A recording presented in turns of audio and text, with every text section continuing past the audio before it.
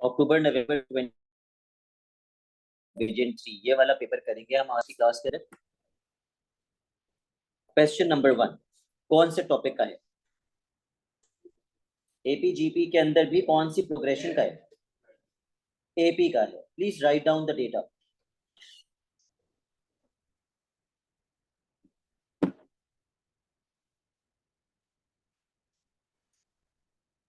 T4 is equals to 15 and T8 is equals to 25. Arithmetic progression है, make two equations and solve them simultaneously.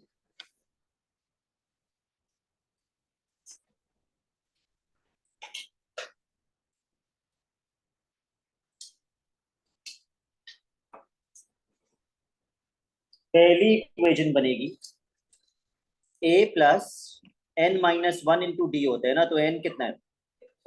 4। तो ये बन जाएगा a plus 3d is equals to 15, equation number 1।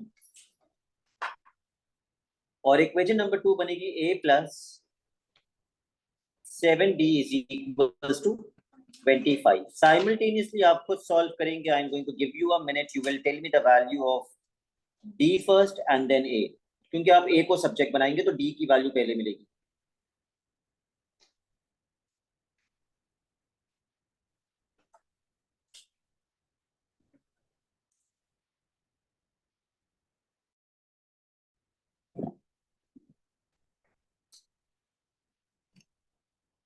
Difference आ रहा है 2.5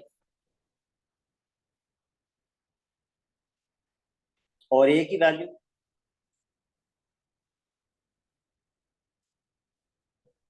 7.5।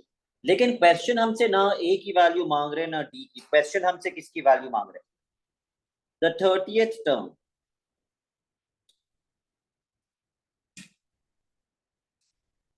जिसका formula बनेगा a plus 29d। अब आप a में a पुट और d में d पुट कर दें।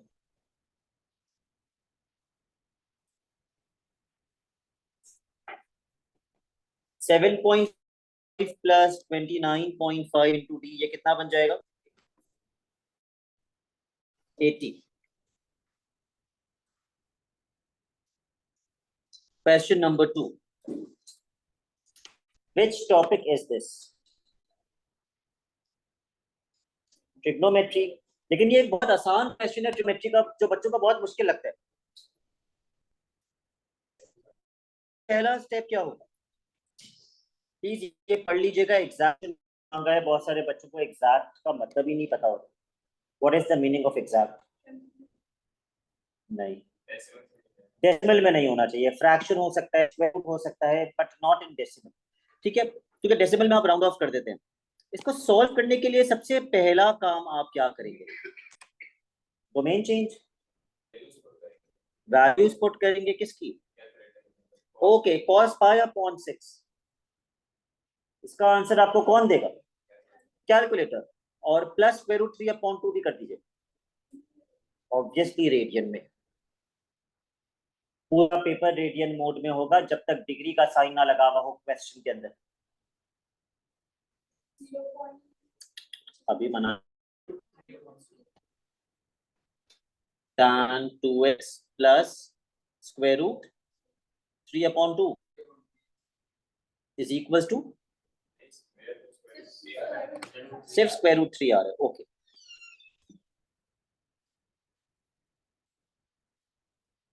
अब will you change the domain by, क्योंकि यहाँ 2x लिखा हुआ है जबकि डोमेन किसकी है?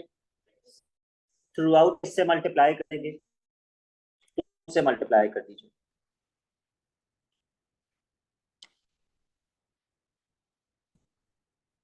तो माइनस पाई अपॉन 4 बन माइनस पाई 2 और plus pi upon 4 pi upon 2। This is your new domain. क्या आपको पता है डिग्रीज कहां से कहां तक है? Do you know what pi upon 2 is in degrees? 90। तो ये डिग्रीज में मैं वैसे ही लिख रहा हूँ, 90 से प्लस 90 तक है, यानी कि ज्यादा से ज्यादा आप इधर तक जा सकते हैं पीछे, और ज्यादा से ज्यादा आप इधर तक जा सकते हैं आगे, इसके अलावा आप नहीं जा सकते, डोमेन अलाउ नहीं करती। करोगे, सबसे पहले √3 वहां चला जाएगा, उसके बाद आप alpha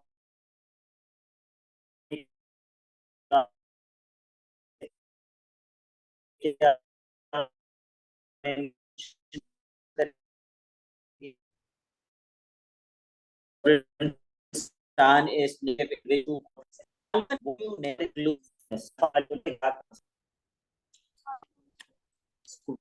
not the minus sign, pi upon 3, 2x is equals to, जब भी डोमेन माइनस पे जाएगी you will draw the diagram, fourth quadrant.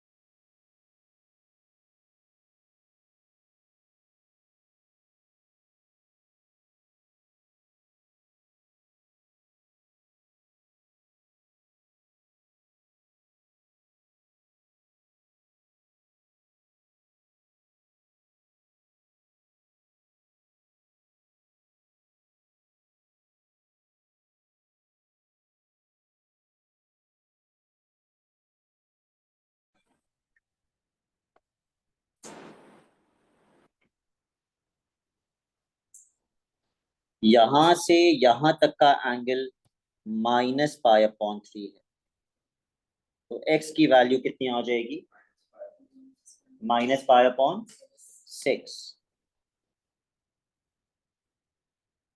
ये भी ट्रिग्नोमेट्री का कोई बहुत मुश्किल क्वेश्चन नहीं था। कितने मार्क्स का था, बस 2 मार्क्स का था। Okay, question number 3, which topic is this, binomial expansion, expansion का पहला फॉर्मूला या दूसरा, दूसरा फॉर्मूला शीट में ये फॉर्मूला कुछ इस तरीके से दिया हुआ होगा,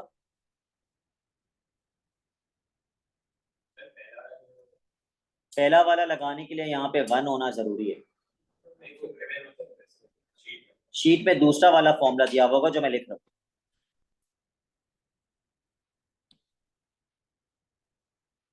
ये ब्रैकेट का मतलब क्या है, yes this bracket means NC1, this bracket means NC2, तो कहां तक एक्सपैंड करोगे, आपको x³ और x4 चाहिए ना, तो आप यहां तक एक्सपैंड करें, पहले 3-4 टर्म्स में निकल जाता है।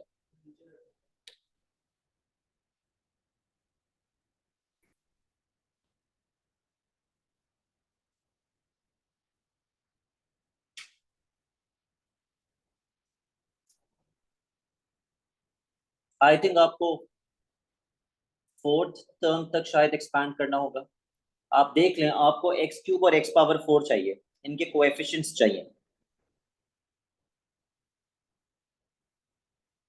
Please start expanding.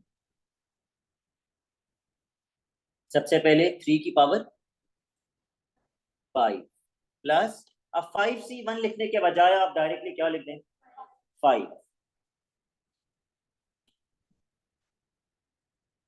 3 की पावर 4 माइनस AX की पावर 1, तो इस टर्म से आपको किसका कोएफिशिएंट मिलेगा, x की पावर 1। अब देखते हैं अगली टर्म से किसका कोएफिशिएंट मिलेगा, 5C2, 10, 3 की पावर 3 माइनस AX की पावर 2 प्लस 5C3, 10, 3 की पावर 2 माइनस AX की पावर 3 यहां तक मुझे किसका कोएफिशिएंट मिल गया, तो एक टर्म और चाहिए क्योंकि मुझे एक्स पावर 4 भी चाहिए। तो हमेशा मैं क्या लिखूंगा, 5c1 2 5c3 तक मैं चला गया था, 5c4 विच इज 5 3 की power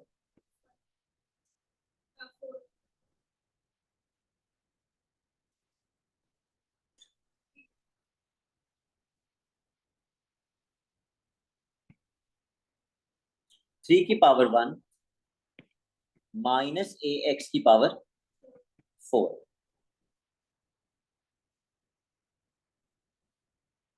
I think 3 power 5 is 243। निकालिए एक्सपेंशन। वैसे काम की सिर्फ यही दो है, बाकी ये सारी तो काम की भी नहीं है, फिर भी अगर आप लिखना चाहें तो आप लिख लें। ये टर्म कितनी बनेगी, 5 × 3 की power 4 -40 a x plus 270 a² x²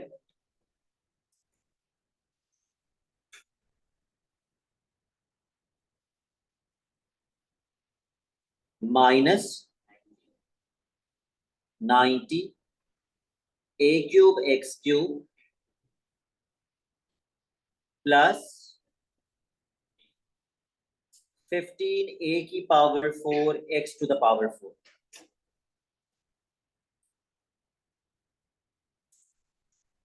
हमें फाइंड क्या करना था, x² का नहीं, x³ का coefficient of x³ is equal to 90 a³ is wrong, -90 a³ is correct. आप माइनस का साइन नहीं लगाएंगे वो गलत कर देगा। Coefficient of x power 4 15 a power 4, ऐसे लिखेंगे आप आंसर।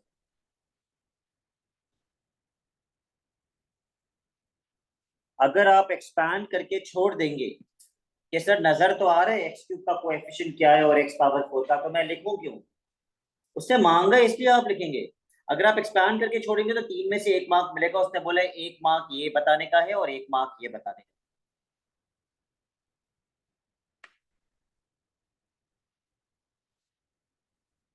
अब उसने बता दिया है कि x पावर 4 का कोएफिशिएंट किसके बराबर है, 240। तो क्या मैं x पावर 4 का कोएफिशिएंट फाइंड करूंगा, यस, ताकि मैं उसको किससे इक्वेट कर दूं, 240 से। लेकिन वो मैं फाइंड कैसे करूंगा, ये दोनों ब्रैकेट्स आपस में क्या हो रहा है, तो इनकी एक्सपेंशंस भी, पहले ब्रैकेट की पावर क्या है, तो वो एक्सपैंड नहीं होगा, उसकी पावर 1 है। अच्छी बात यह है कि दूसरा ब्रैकेट हमने ऑलरेडी एक्सपैंड किया भाई। अबरार मुझे उसकी एक्सपेंशन लिखवा देंगे आप,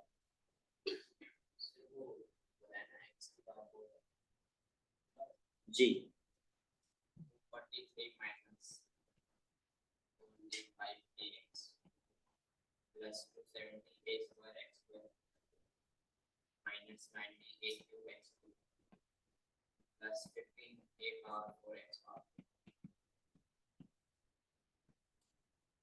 और यहां से अबरार हम किसका कोएफिशिएंट फाइंड कर रहे हैं, x पावर 4 का। तो हम सिर्फ इंपॉर्टेंट टर्म्स मल्टीप्लाई करेंगे। इस ब्रैकेट के ax को मैं उस ब्रैकेट के किससे मल्टीप्लाई करूं, तो ये कितना बन जाएगा, -90 a पावर 4, ठीक है। और 7 को,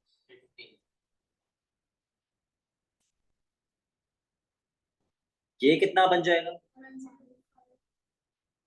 105 a की power 4 x to the power 4। और जज्बाती बच्चे इसी को इक्वेट कर देंगे किससे, 240 से। Y is this wrong,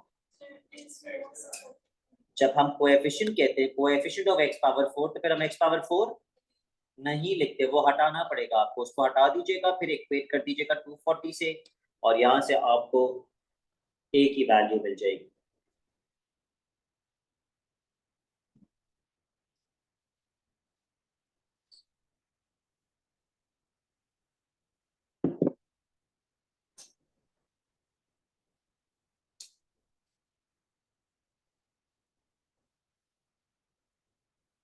minus 90 plus 105 is 15.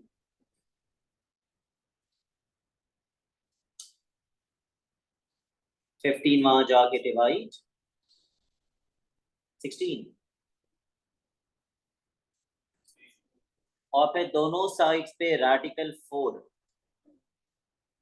इसमें प्लस माइनस लगता है लेकिन आपको लगाना नहीं चाहिए, क्यों? Find the positive value of a. आपकी मर्जी, अगर आप शो कर दें तो ज्यादा बेहतर है ताकि आपको आदत रहे प्लस माइनस लगाने की, वरना आप यहाँ पे नहीं पुट करेंगे तो जहां पुट करना चाहिए वहां भी भूल जाते हैं। तो आप प्लस माइनस लगा के एंड में हटा दें। क्वेश्चन नंबर 4, ये कौन से टॉपिक का है? Trigonometry plus disguised quadratic. किसको किसके बराबर सपोज करेंगे Alishba? Very good. Let sin square theta is equals to a. Please start solving the disguised quadratic equation.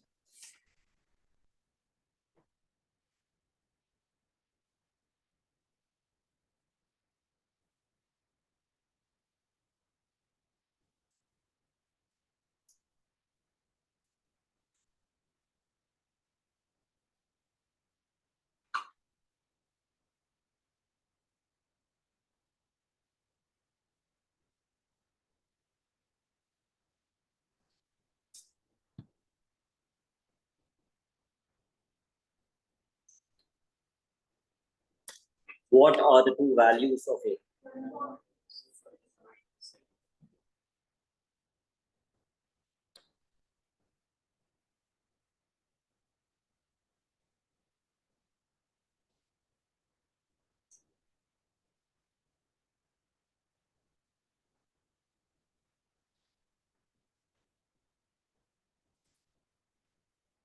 वापस सपोर्ट कीजिए।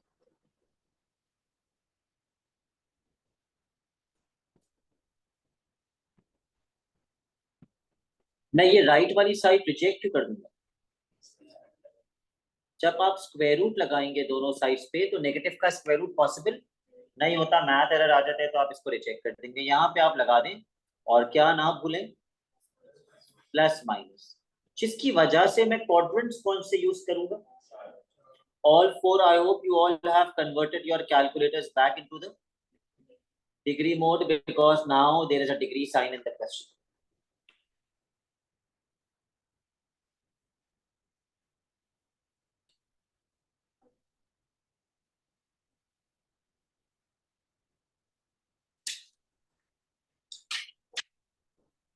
$45।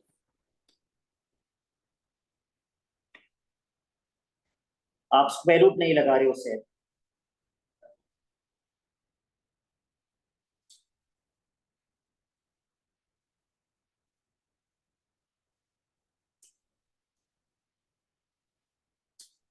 माहत, क्या आप मुझे चारों क्वाड्रेंट्स के हिसाब से आंसर्स बता देंगे अगर अल्फा 45 आ रहे हैं?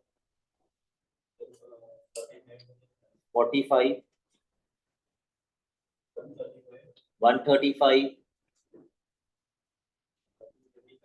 225 and 350।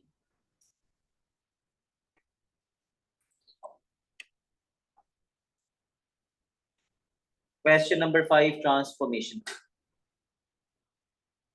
वो कह रहे हैं एफ ऑफ एक्स से चले गए जी ऑफ एक्स पे, बताओ वो तीन ट्रांसफॉर्मेशंस इस डिस्क्राइब करो। सबसे पहले तो ये उल्टा हो गया, 4 मार्क्स। पिछला वाला 4 मार्क्स का था, ये 6 मार्क्स का है। सिर्फ डिस्क्राइब करना है कौन सी है। रिफ्लेक्ट तो हुआ, ये उल्टा तो हो गया, यूं करके फ्लिप हो गया। देखो जो ये वाली साइड थी वो यूं बन गई, जो ये वाली साइड थी वो यूं बन गई, तो ये किस एक्सिस में रिफ्लेक्ट हो गया?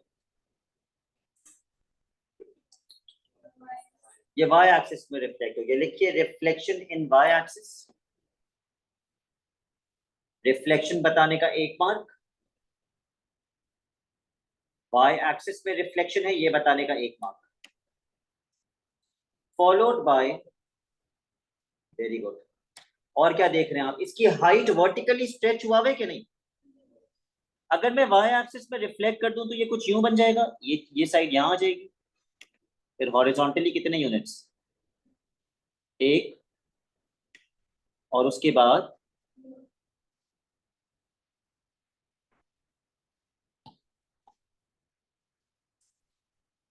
कुछ ऐसे। अच्छा, वर्टिकली कितना स्ट्रेच हुआ है ये कैसे पता चलेगा, क्योंकि स्ट्रेच डिपेंड करता है किस पे, स्केल फैक्टर पे। तो अगर आप कह रहे हैं वर्टिकल स्ट्रेच, ये तो ऑब्वियस है वर्टिकल स्ट्रेच है, इसकी हॉरिजॉन्टल लेंथ चेंज नहीं हो रही, तो स्केल फैक्टर कैसे पता चलेगा? नहीं, इसकी वर्टिकल हाइट कितनी है, 2, और उसकी 6 कैसे है? इसकी 2 यूनिट्स की पूरी वर्टिकल हाइट है, पूरे पूरे ग्राफ की 2 यूनिट्स, और उसकी 6 यूनिट्स, तो कितना टाइम्स हो गया? स्केल फैक्टर कितना है? आज हमने सीखा 2 मल्टीप्लाई बाय 2 4 होता है, और 2 मल्टीप्लाई बाय 3 6 होता है। तो अगर ये हाइट 2 है और ये हाइट 4 है, तो कितना टाइम्स हो गया? 2 टाइम्स हो गया। 2 3 जा 4 नहीं होता, कुल सुन, 2 2 जा 4 होता है। ये वाली साइड ले लो, ये साइड कितनी है, 1, और ये साइड कितनी है, 2। उस वाली कौन सी होती है, ये?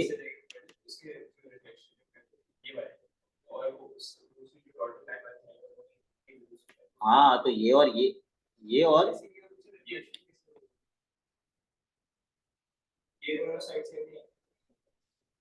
नहीं, ये तो उल्टा हो गया, रिफ्लेक्ट हो गया। अब ये साइड ये बन गई है, और पता कैसे चल रहा है? ये बहुत ऑब्वियस है कि जो लंबी वाली स्लांट हाइट है वो लंबी वाली यहाँ आ गई है।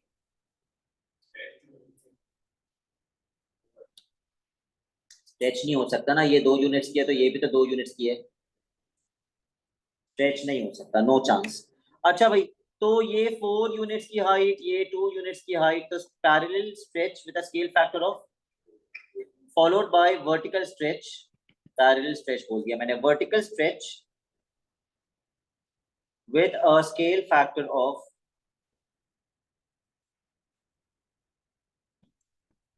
2। लेकिन एक ट्रांसफॉर्मेशन अभी भी रह गई है। पहले मुझे बताओ, जब मैं वर्टिकल स्ट्रेच करूंगा with scale factor of 2, vertical stretch में सारी वैल्यूज स्केल फैक्टर से मल्टीप्लाई हो जाती हैं, किसकी वैल्यूज? y की, क्योंकि कौन सा स्ट्रेच है, वर्टिकल। ये y की वैल्यू क्या है,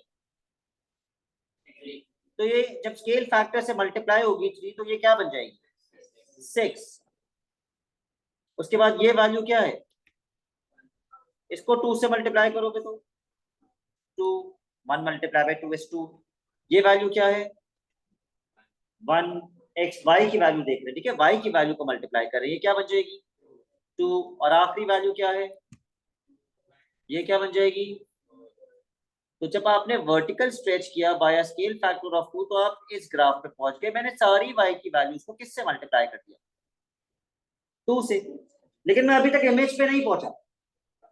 इमेज तक पहुंचने के लिए आपको ट्रांसलेशन करनी पड़ेगी, कितने यूनिट्स पीछे, -1 एंड नो वर्टिकल मूवमेंट। तो ट्रांसलेशन वेक्टर क्या होगा, तो आप क्या लिखेंगे, followed by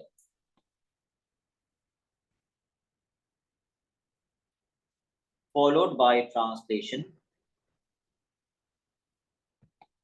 with t is equals to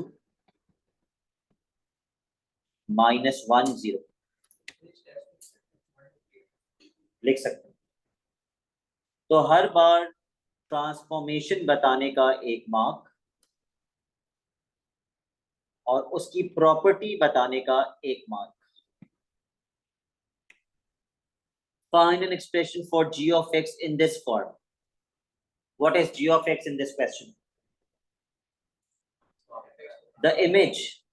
तो f of x में जो भी चेंजेस किए वो अप्लाई कीजिए और g of x बनाइए। सबसे पहले f of x को क्या किया था हमने, रिफ्लेक्शन इन। जब आप y एक्सिस में रिफ्लेक्ट करते हैं तो f of x चेंज होके क्या बनता है, वेरी गुड, x का साइन चेंज हो जाता है, f of -x। तो सबसे पहले f of x चेंज होके बनेगा f of माइनस एक्स, आपने रिफ्लेक्शन कर दी वाई एक्सिस में। उसके बाद आपने क्या किया, vertical stretch with the scale factor of 2। तो उसमें इक्वेशन कैसे चेंज होती है, आप y को किससे मल्टीप्लाई कर देते हैं, 2 से। तो y जब 2 से मल्टीप्लाई होगा तो ये चेंज होके क्या बन जाएगा, 2f of minus x. Yes, and last आपने ट्रांसलेशन की, आपका ट्रांसलेशन वेक्टर क्या था, पर ये याद रखिएगा ये साइन चेंज होके आता है, मतलब ये x प्लस 1 बन जाएगा, सिर्फ x, ये बन जाएगा 2f of minus x plus 1।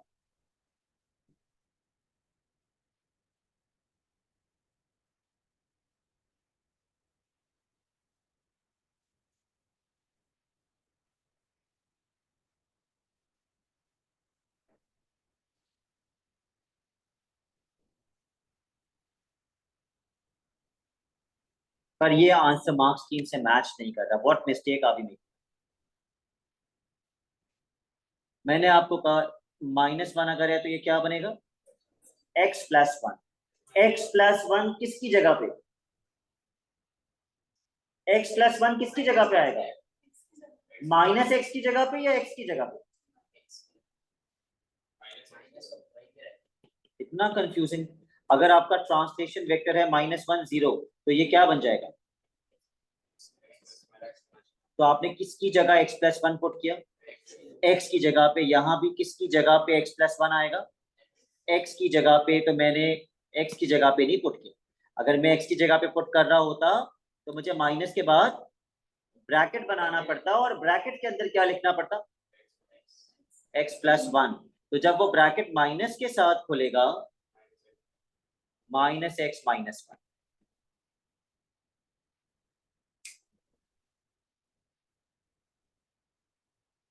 Question number 6 कौन से टॉपिक का है,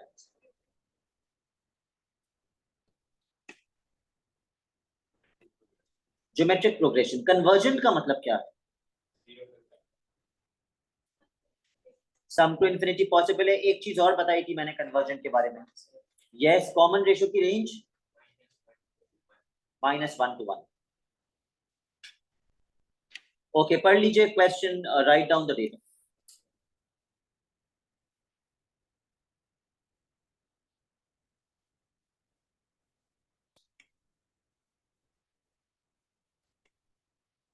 अगला data,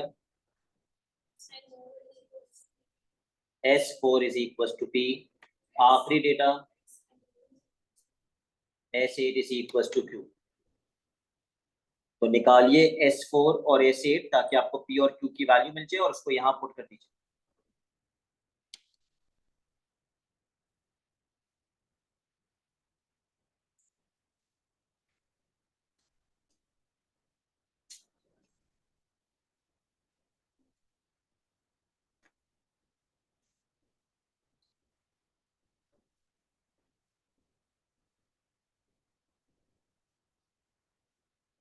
A bracket 1 minus R की power n upon 1 minus R।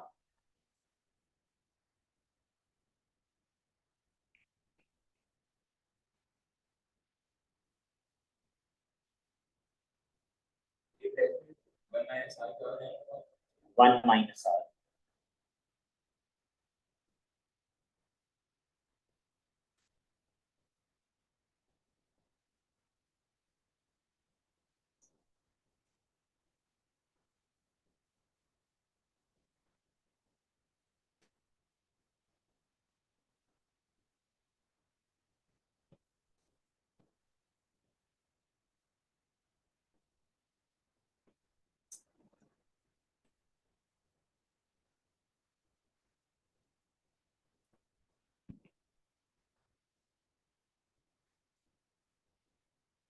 तो आपको P अपॉन Q करना है या Q अपॉन P। जब आप Q अपॉन P करेंगे तो कॉम्प्लिकेटेड फ्रैक्शन बन जाएगा, तो make use of a division sign.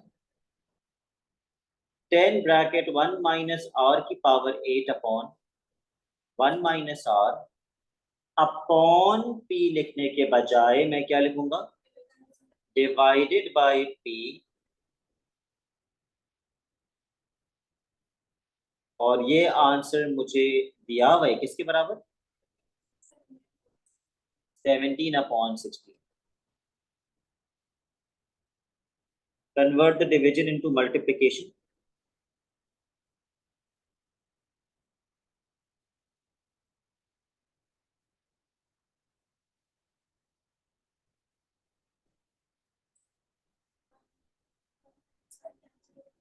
और 10 और 10 भी कैंसिल होगा जब आप डिवीजन को मल्टीप्लिकेशन में कन्वर्ट करेंगे।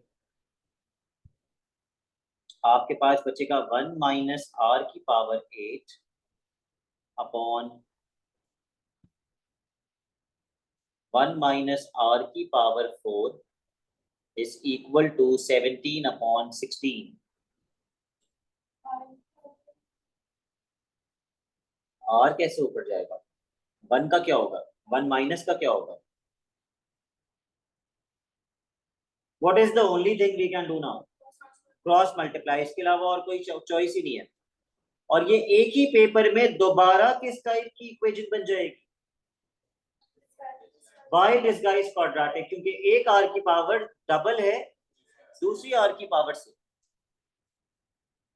16 minus 16r to the power 8 is equals to 17 minus 17r to the power 4.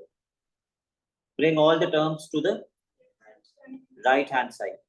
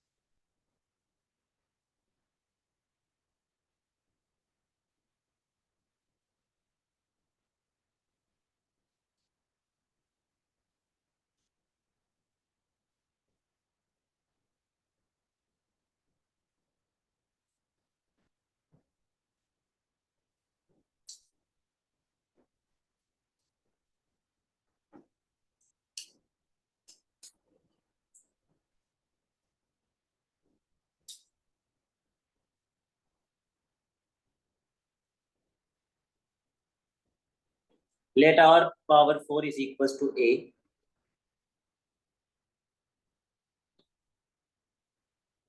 Sixteen a square minus 17a plus 1 equals to 0. A की दो values 1 and 1 upon a square की values नहीं, एक 1 and 1 upon, इसको वापस से put करेंगे। r power 4 is equals to 1, r power 4 is equals to 1 upon 16.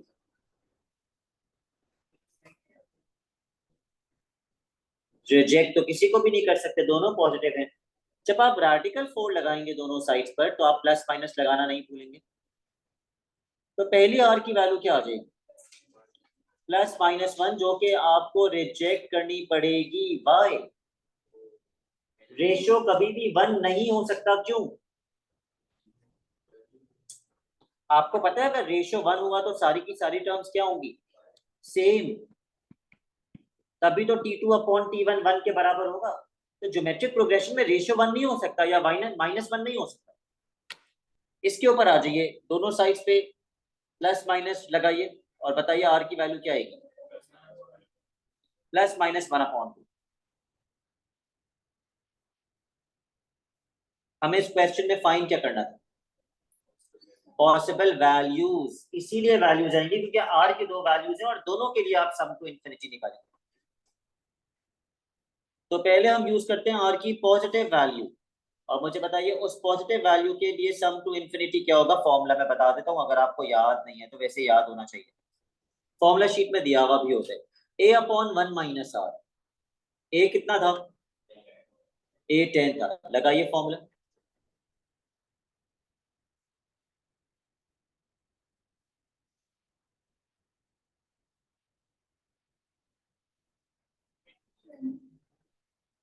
Twenty. अब आर की दूसरी, अच्छा पेपर में भी आप ऐसे ही करेंगे जैसे मैं कर रहा हूँ। आर की पहली वैल्यू के लिए सम टू इन्फिनिटी कितना आया, आर की दूसरी वैल्यू के लिए सम टू इन्फिनिटी कितना आएगा?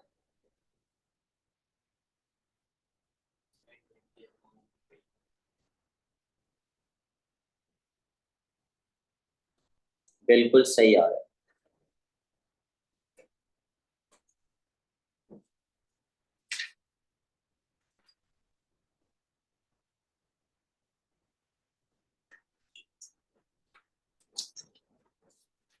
Done.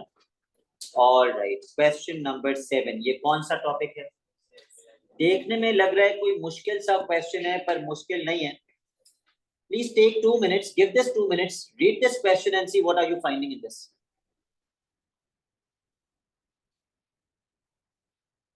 November 2024, paper 1, variant 3, 1-3, question number 7.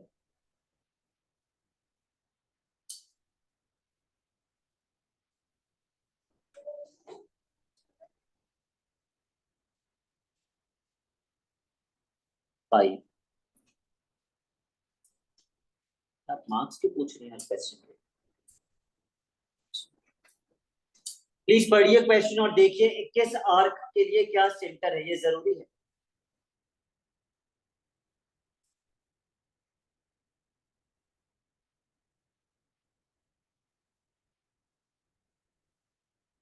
पढ़ लिया?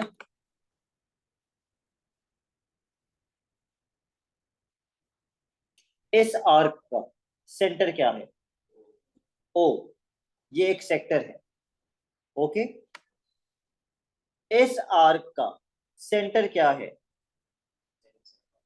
जी, इसका सेंटर ओ नहीं है, ये सेक्टर नहीं है। क्वेश्चन में बोला हुआ है ये एक सेमी सर्कल है। अगर ये एक सेमी सर्कल है तो इसका सेंटर यहां होगा, मिड पॉइंट पे। पर हमें अफसोस ये लेंथ नहीं पता। मुझे नहीं पता इसका रेडियस कितना है।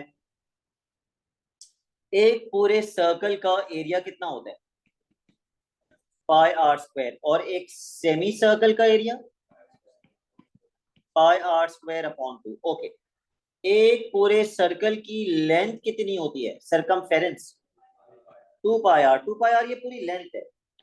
अगर मैं अगर आधे सर्कल यानी सेमी सर्कल की लेंथ की बात करूं, 2 pi r upon 2 which is pi r. लेकिन अगर मैं इसको ज्वाइन कर दूं, अप लेंथ कितनी होगी? इस पाई आर के अंदर क्या प्लस करना पड़ेगा? आर प्लस आर, यानी कि डायामीटर 2 आर ऐड करना पड़ेगा या डायामीटर ऐड करना पड़ेगा। एनीवेज, इस क्वेश्चन में उसने पहले पार्ट पे बोला है given that theta equals to 1.2। इसका मतलब ये थीटा की वैल्यू आपने सिर्फ प्रूफ करनी है, given that theta equals to 1.2। वो कह रहा है अगर मैं कहूं कि थीटा 1.2 है तो आपने ये फाइंड तो करना है, लेकिन ये थीटा की वैल्यू आपने सिर्फ पार्ट ए के लिए यूज करनी है, क्योंकि इसने बोला given that theta equals to 1.2 for which part? For part A. आपको फाइंड क्या करना है? The area of the metal plate. इस डायग्राम में मेटल प्लेट कहाँ है? ये पूरी डायग्राम ही एक मेटल प्लेट है। The diagram shows a metal plate. इसका मतलब आपको इस पूरे डायग्राम का एरिया निकालना है। आपको थीटा कितना दे दिया? तो ये वाला एंगल भी 1.2, तो ये वाला एंगल टोटल 2 पाई होते हैं। 2 पाई में से 2 दफा 1.2 माइनस कर दीजिए।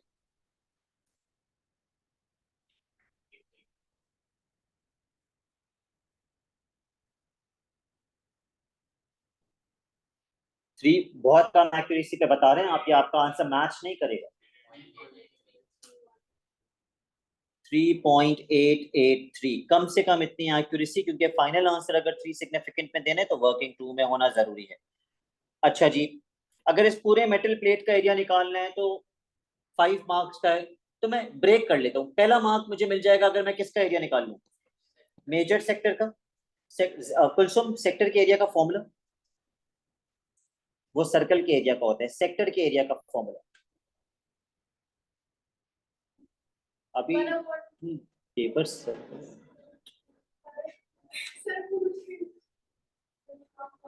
Half r square theta.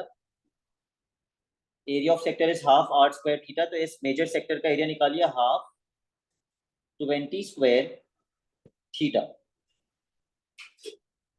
और मुझे बताइए ये एरिया कितना आ रहा है?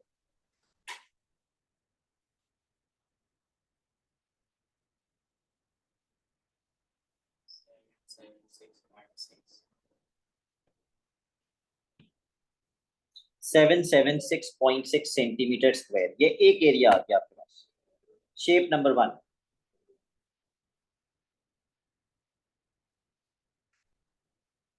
अब हम निकालते हैं शेप नंबर 2 का area. What is shape number 2? A triangle. और 2 और 3 का एरिया सेम होगा, तो एक ट्रायंगल का एरिया निकाल के मल्टीप्लाई बाय 2. महत्व क्या होता है फॉर्मूला ट्रायंगल के एरिया का, which is not a right angle triangle?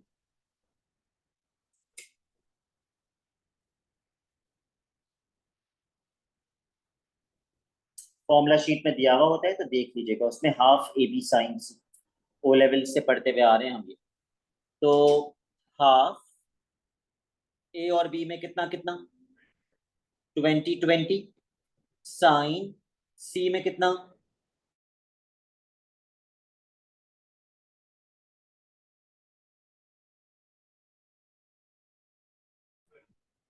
तो आपको दोनों ट्रायंगल्स का एरिया मिल जाएगा.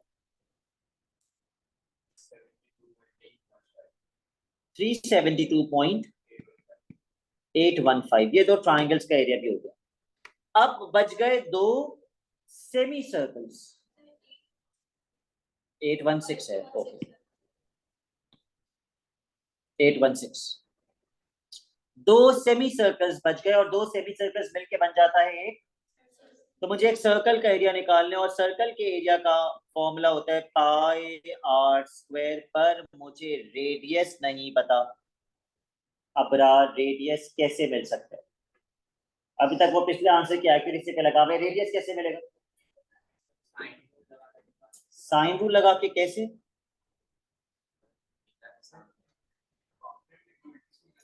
जी, ये एक आइसोसेलेस ट्रायंगल है. आइसोसेलेस ट्रायंगल को हमेशा बीच में से तोड़ सकते हैं, हमेशा. और वो कैसा ट्रायंगल बन जाता है? तो एंगल भी आधा हो जाएगा. 1.2 का आधा क्या होता है? 0. अब ये एक राइट एंगल ट्राइंगल है, आपको रेडियस चाहिए. रोमेशा कौन सी ट्रिग्नोमेट्री लगानी चाहिए जिससे आर मिल जाए इस right angle triangle?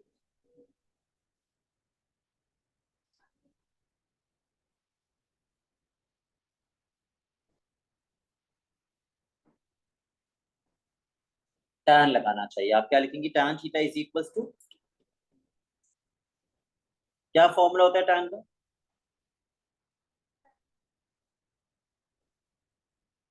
Base. Perpendicular कितना है?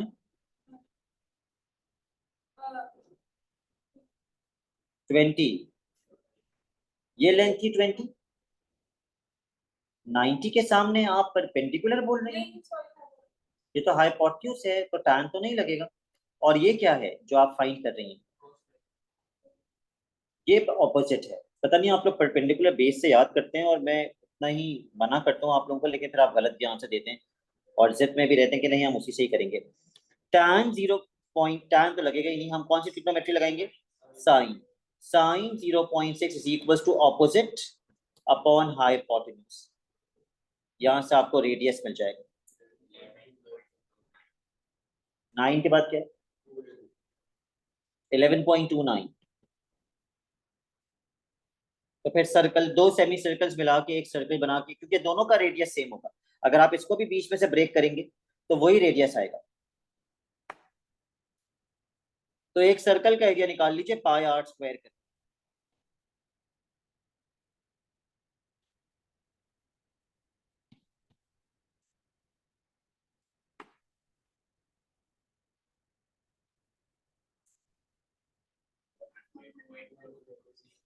400.44. ओके.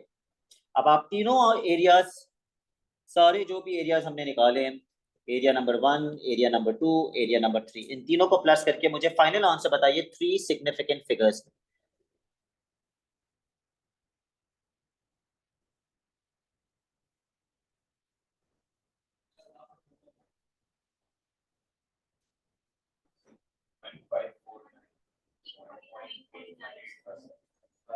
3 सिग्निफिकेंट फिगर्स में बताइए कितना बनेगा, क्योंकि जो आप आंसर बता रहे हैं वो मार्क्स स्कीम से मैच नहीं कर रहा. 1550 is correct in 3 significant figures.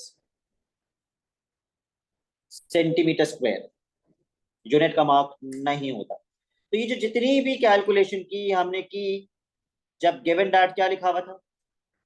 Theta 1. अब अगले पार्ट में ये थीटा की वैल्यू नहीं ले सकते, तो ये सब चेंज हो जाएगा, सब कुछ. इवन रेडियस भी वो नहीं रहेगा क्योंकि वो भी थीटा की वैल्यू 1.2 लेके सॉल्व किया। तो अब मैंने सब कुछ दोबारा से मिटा दिया। अब उसने आपको क्या दे दिया? Area of semi circle. Semi circle का एरिया दे दिया तो आप उस सेमी सर्कल का क्या फाइंड कर सकते हैं? रेडियस। सेमी सर्कल के एरिया का फॉर्मूला,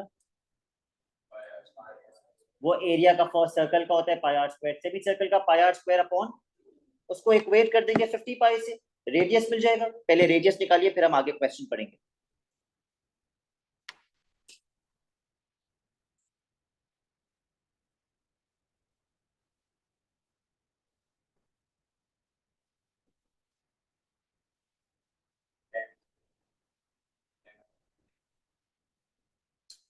टू को 50 से मल्टीप्लाई करेंगे, 100 स्क्वायर रूट लगाएंगे, बिल्कुल 10 आ जाएगा।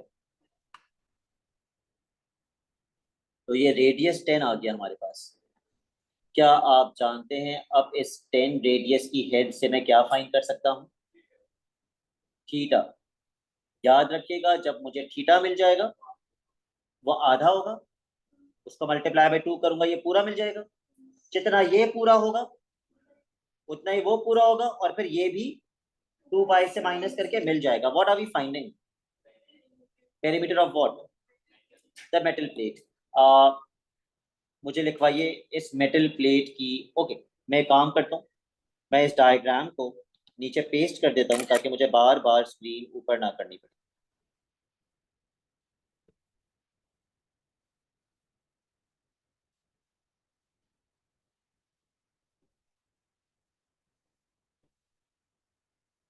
हाँ, तो मैं ये पूछ रहा था इस मेटल प्लेट की कितनी आउटर बाउंड्रीज? Very good. एक, दो एंड तीन, और तीनों की तीनों क्या है? आर्क्स। तो पेरीमीटर के लिए मुझे सबसे पहले चाहिए होगी arc length of BCD plus arc length of DEF plus arc length of F A B या बी ए एफ। आप मुझसे ये भी कह सकते हैं कि सर ये वाली आर्क लेंथ और ये वाली आर्क लेंथ मिला के एक पूरा सर्कल बन जाता है जिसका फॉर्मूला क्या होता है? 2 पाई आर। तो सर मैं दो बार क्यों निकालूं, मैं एक सर्कल का एरिया कर देता हूँ, एक सर्कल का सर्कमफेरेंस कर देता हूँ। तो पहले मैं 2 पाई आर निकाल लेता हूँ क्योंकि मुझे उसका रेडियस दिया हुआ है। 2 pi r 20 pi. Yes.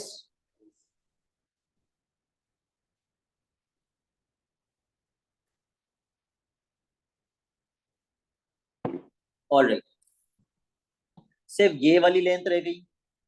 Arc length का formula s is equal to r theta. Radius पता है मुझे, थीटा नहीं पता। तो पहले आप ट्रिग्नोमेट्री लगा के आधा एंगल निकालेंगे। रोमेसा कौन सी ट्रिग्नोमेट्री लगाएंगे?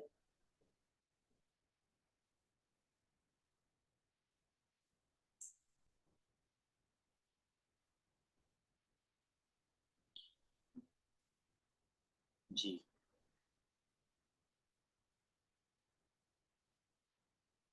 tan बेस कितना है? मैं फिर रिपीट कर देता हूँ, 90 के ऑपोजिट आज हमने सीखा 20 बेस नहीं है। ये 2 मिनट पहले भी आप यही बोल रही थी, 2 मिनट बाद 20 ये वाली लेंथ है।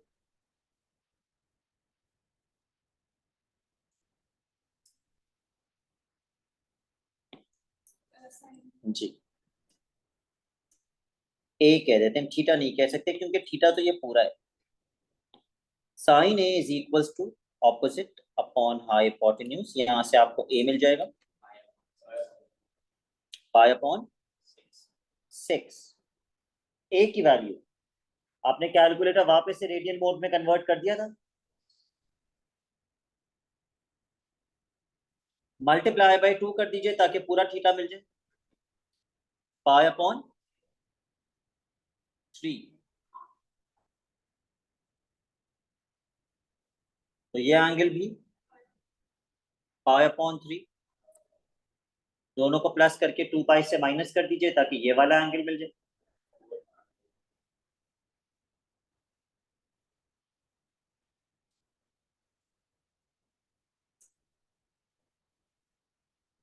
बताइए महद, ये एंगल कितना आएगा?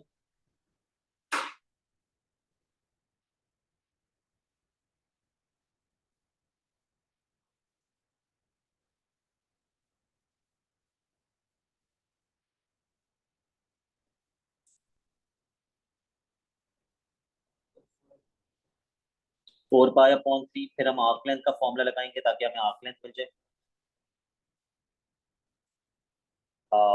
Are theta.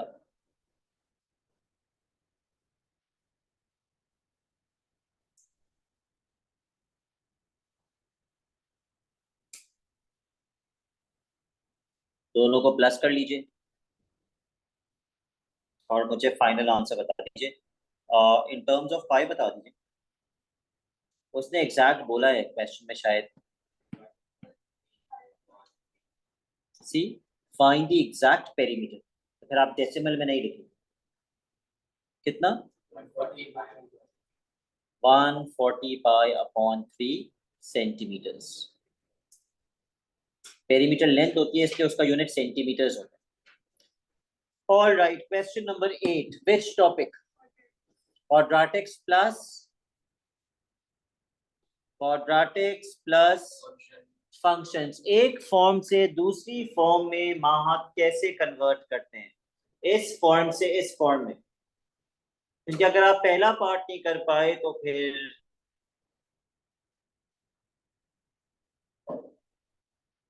अच्छा खासा है जो रह जाएगा।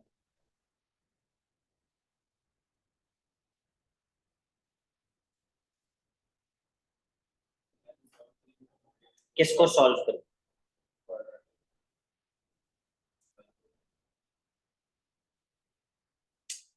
रुमेसा कैसे कन्वर्ट करते हैं एक फॉर्म से दूसरी फॉर्म में? जी, क्या होते हैं वो?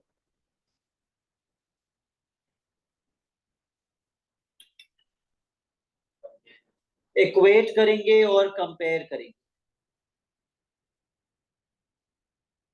सबसे बेसिक चीज है ये क्वाड्रेटिक्स की भी और फंक्शंस की भी। और ये मार्क्स गेनिंग है।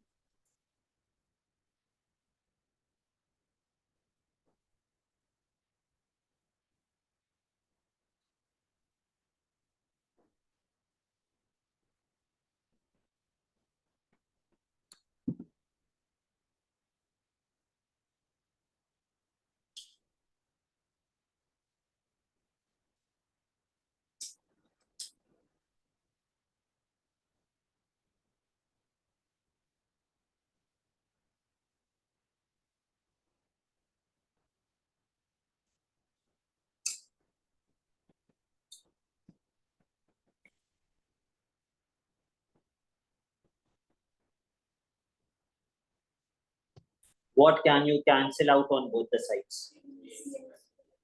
अब कंपेयरिंग कैसे करेंगे? सबसे पहले एक्स को एक्स से कंपेयर कर लो। इक्वल्स टू से पहले एक्स का कोएफिशिएंट 12 नहीं है, -12 है। और इक्वल्स टू के बाद एक्स का कोएफिशिएंट 6a।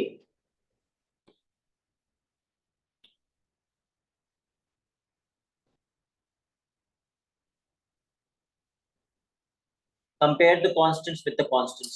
इक्वल्स टू से पहले कांस्टेंट कितना है और इक्वल्स टू के बाद?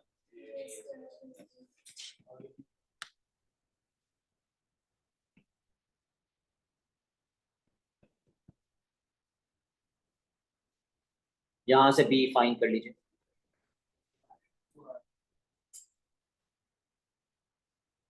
2 आ रहा है। तो अब जिस फॉर्म में उसने लिखने के लिए कहा था उस फॉर्म में अपना आंसर लिख दीजिए।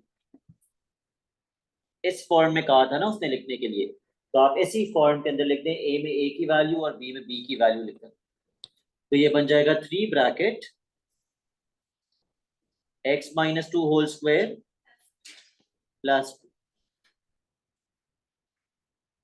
ये फॉर्म कहलाती है कंप्लीटेड द स्क्वायर फॉर्म। और ये फॉर्म कहाँ कहाँ किस किस चीज में आपको हेल्प करती है? स्केच बनाने में वेरी गुड, और इनवर्स निकालने में, रेंज निकालने में, टर्निंग पॉइंट बताने में। इनफैक्ट ये वैल्यू भी बड़ी इंपॉर्टेंट होती है। अगर ये वैल्यू ग्रेटर देन 0 है, मिनिमम कर्व, ये नेचर बताती है। और अगर लेसर देन 0 है, मैक्सिमम कर्व उल्टा होता है, ग्रेटर देन जीरो में मिनिमम और लेसर देन जीरो में maximum. Next part,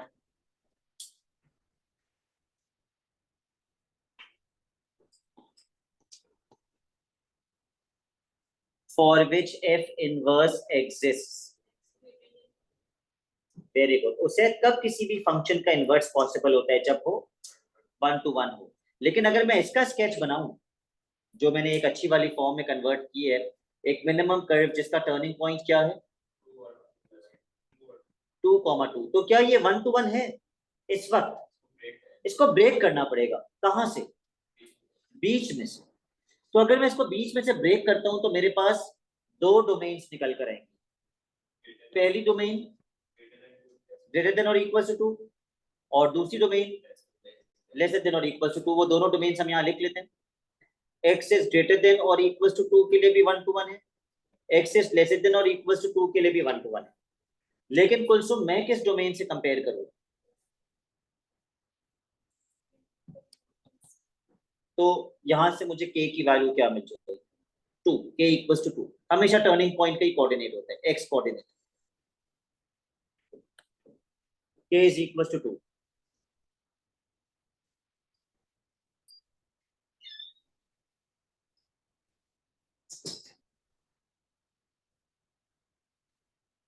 For the rest of this question, you should assume that k has the value found in part B. अब बच्चों को लगता है हमसे पार्ट बी तो हुआ ही नहीं, तो हम बाकी भी नहीं कर सकते। आप बिल्कुल बाकी के पार्ट्स कर सकते हैं। आपको क्या फाइंड करना है अगले पार्ट में? इनवर्स। इनवर्स कैसे निकालते हैं? इक्वल्स टू y करते हैं और फिर किसको सब्जेक्ट बनाते हैं? तो इक्वल्स टू y करके x को सब्जेक्ट बना दीजिए।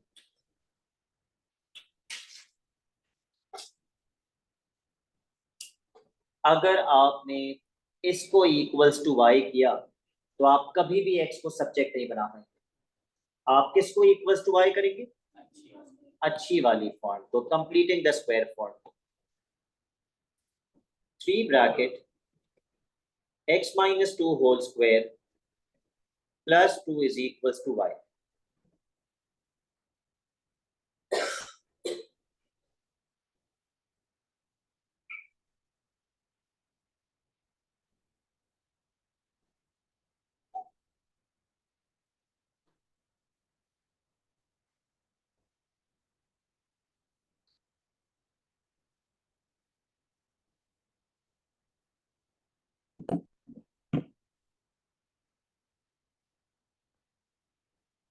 सबसे पहले +2 वहां जाके -2 हो जाएगा और फिर आप 3 से डिवाइड कर देंगे, फिर आप स्क्वायर रूट लगाएंगे ऑन बोथ द साइड्स।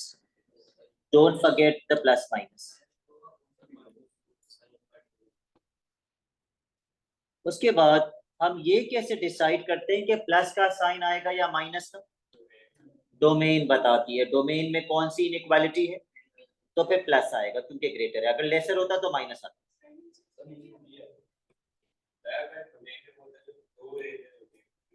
फिर भी प्लस प्लस, जब तक लेसर देन होगा सिर्फ तभी आप माइनस करेंगे। x is equals to square root x sorry y -2 upon 3 and then +2 अलग से। लेकिन जब आप इनवर्स लिखेंगे तो आप किसको किससे रिप्लेस कर देंगे? आपका स्क्वायर रूट इतना बड़ा होना चाहिए कि न्यूमरेटर डिनोमिनेटर दोनों स्क्वायर रूट में आए। आप लिखते पेपर में ऐसे आंसर और यहाँ अपॉन 3 भी होते हैं। अब अगर यहीं से स्क्वायर रूट शुरू करो तो 3 पे तो नहीं आ रहा स्क्वायर रूट, वो गलत कर देगा। डोमेन बताती है। अगर डोमेन में ग्रेटर देन का साइन है तो प्लस आएगा, लेसर देन का साइन है तो माइनस आएगा। x -2 upon 3 +2।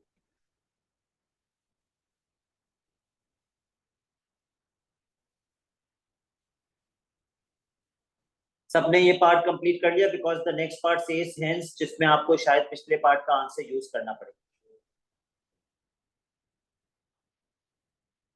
डन महन? बताइए उमर। एफ ऑफ एक्स का मतलब क्या होता है? एफ ऑफ एक्स को उठा के एफ में डाल दो। पर ये तो हेंस कह रहे हैं। हेंस का मतलब पिछला आंसर। पिछले आंसर में आपने क्या निकाला है?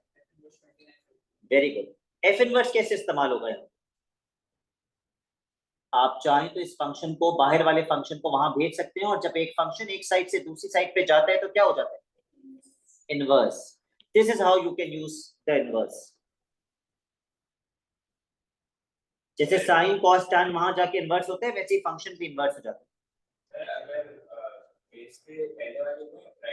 भेजते हमेशा बाहर वाले को, बाहर वाला। इसको बाद में भेजोगे, अगर अभी भी इसको भेजना चाहो तो इसको वहां भेज सकते हो, फिर ये यहाँ आ जाएगा और ये पूरा ब्रैकेट का आ जाएगा वापस। हाँ, किसको? इसको वापस अगर चाहे तो आप ला सकते हैं, वो भी यहाँ पीछे आएगा जी।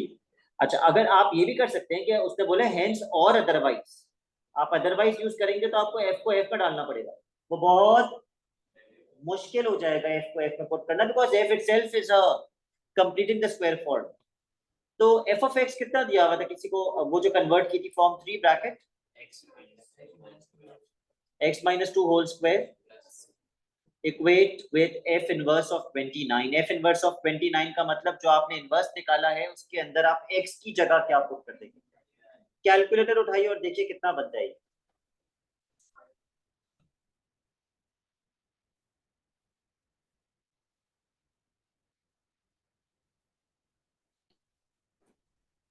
फाइव। अब आप इसको सॉल्व कर लें। I will not be expanding the bracket, अगर आपको ब्रैकेट एक्सपैंड करना है तो आप कर लें, मैं ब्रैकेट एक्सपैंड किए बगैर सॉल्व कर लूंगा इसको।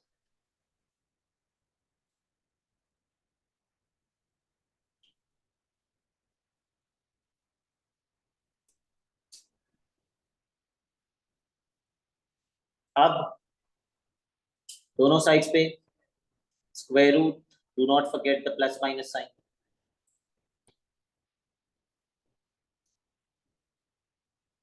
एक बार +1 के साथ और एक बार -1 के साथ।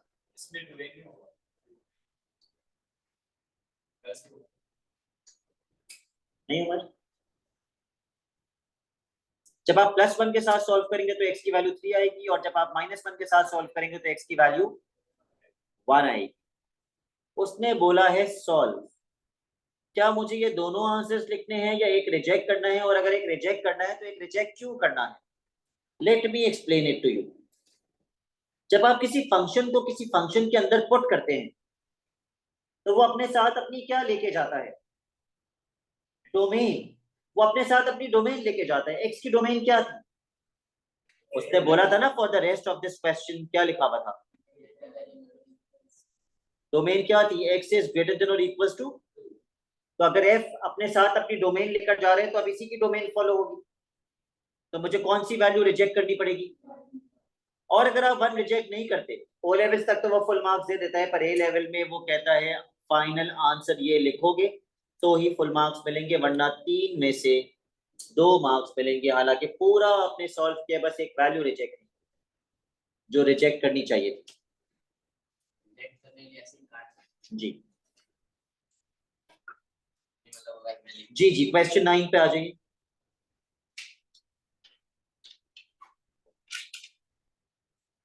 Find the x coordinates of the points of intersection। Alisha, जब इंटरसेक्शन का वर्ड लिखा हुआ होता है तो हम साइमल्टेनियसली सॉल्व करते हैं। ये मैंने जूम कर दिया, इन दोनों इक्वेशंस को साइमल्टेनियसली सॉल्व करके दिखा दीजिए।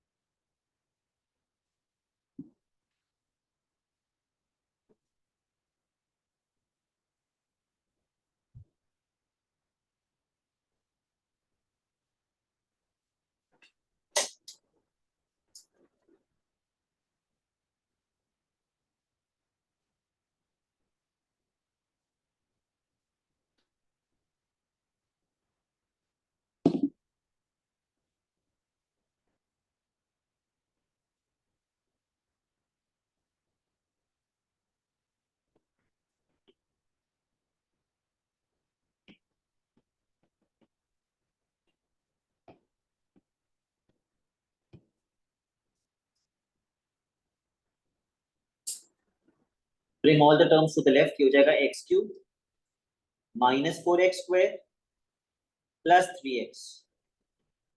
ये कोई क्वाड्रेटिक इक्वेशन नहीं है जिसके ऊपर आप मिडिल टर्म ब्रेकिंग करेंगे। x को कॉमन लेके 2 पार्ट्स में ब्रेक कर दीजिए, this is the correct method.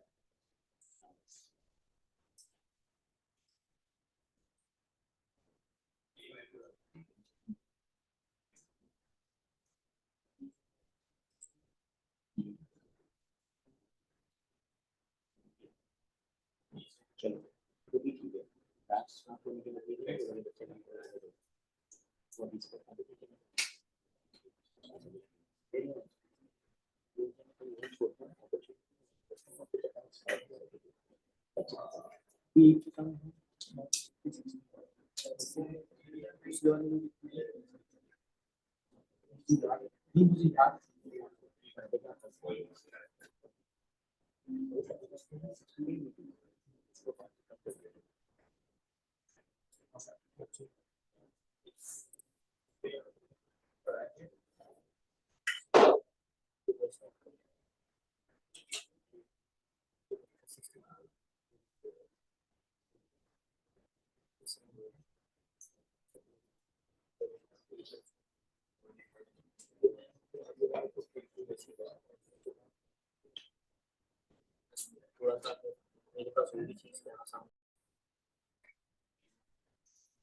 तो जब आपने x कॉमन लिया और दो पार्ट्स में ब्रेक किया तो आपके पास x की तीन वैल्यूज आई होंगी।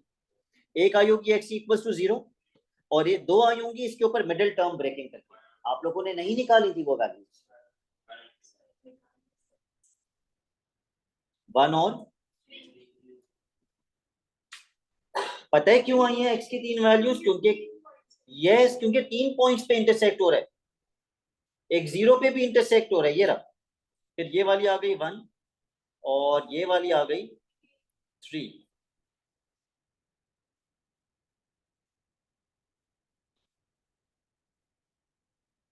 शेडेड रीजन किन दो वैल्यूज के बीच में? 1 और 3 के बीच में। अच्छा यहां पे मैं लिख देता हूं 0 1 3। Find the area of the shaded region.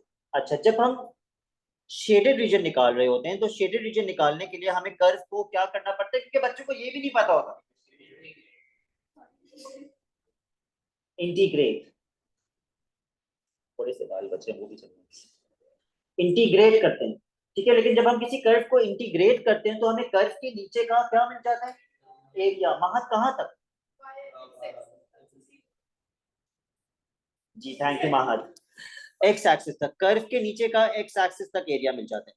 लेकिन क्या वो सारा शेडेड है? नहीं। पहले आप ऊपर वाले कर्व को इंटीग्रेट करेंगे, उसके नीचे का एरिया मिल जाएगा एक्स एक्सिस तक।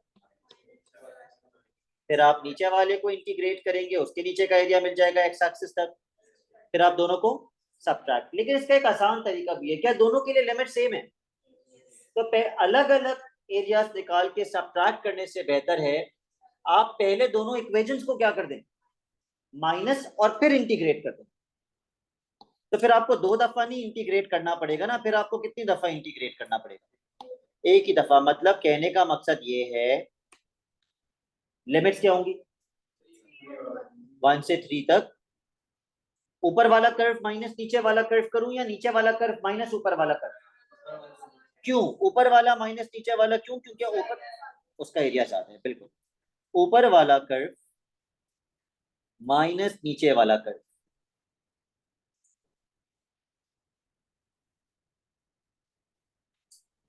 और एन में dx लिख देना प्लीज।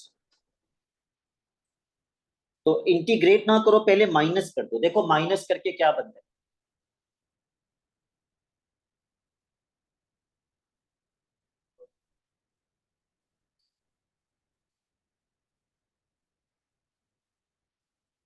तो आप तो ग्लासेस भी लगाते हैं, कुछ ना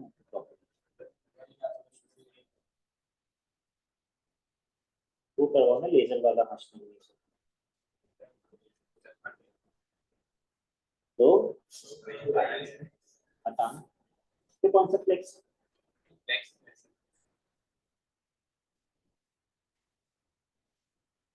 okay, x cube minus 2x cube minus x cube. जब आप ये ब्रैकेट खोलेंगे ना, -3x। अच्छा वो तो -3x ही रहेगा। फिर माइनस माइनस ये क्या बन जाएगा?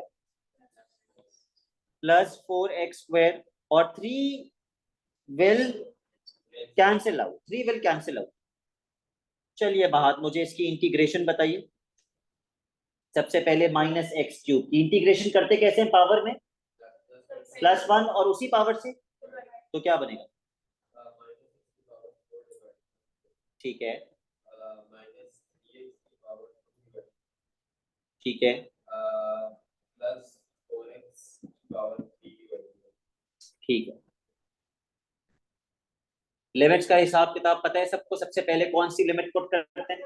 अपर लिमिट, उसका answer minus lower limit. Very good.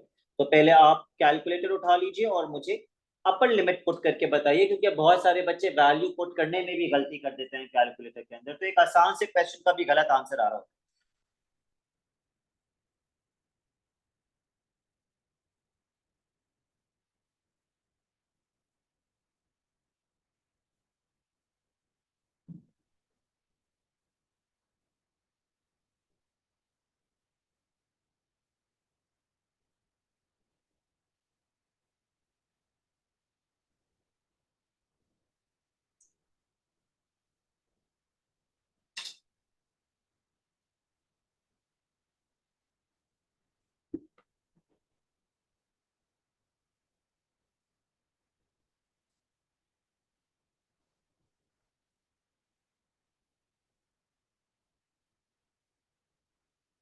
Upper limit का आंसर कितना आ रहा है?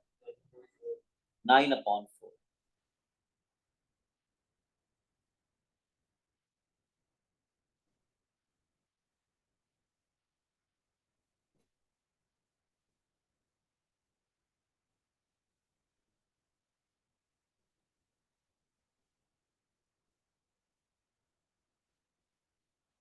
और मार्क्स स्कीम कह रही है कि अगर आप डायरेक्टली ये लिखते हैं upper limit minus lower limits, we are going to deduct the marks.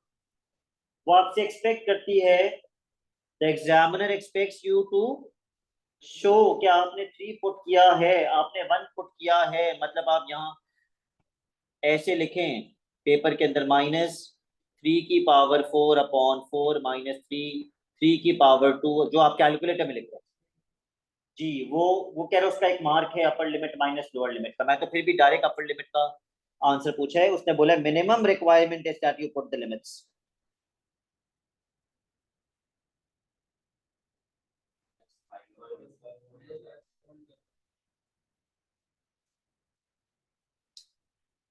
-5/12।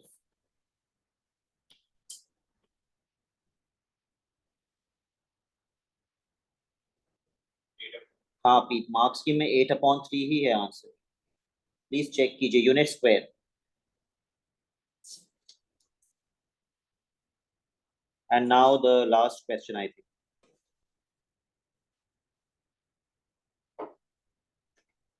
नहीं, बल्कि सेकंड लास्ट है। थोड़ा सा तेज तेज करना होगा। प्लीज पढ़ लीजिए क्वेश्चन। सर्कल का क्वेश्चन हो तो सबसे पहले क्या करना चाहिए? डायग्राम बना लेनी चाहिए, सर्कल बना लीजिए।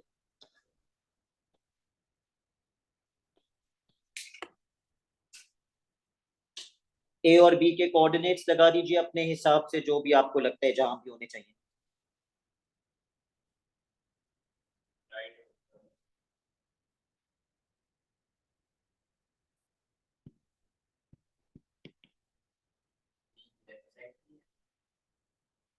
बेटा 4 8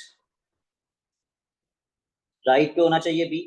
3 -5 नीचे होना चाहिए बी -5। ठीक है, ए मैं यहां लगा रहा हूं। अब उसने ये तो नहीं बोला है कि ए और बी जो है वो डायमीटर है, तो सेंटर से तो नहीं पास करेगा। उसने पूछा क्या है आपसे?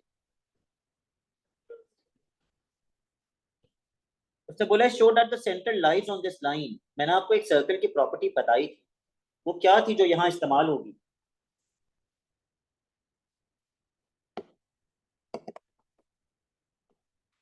चलिए let me give you a hint. ये एक कॉर्ड है, इसका मिड पॉइंट सेंटर से कैसे पास कर सकता है उमर?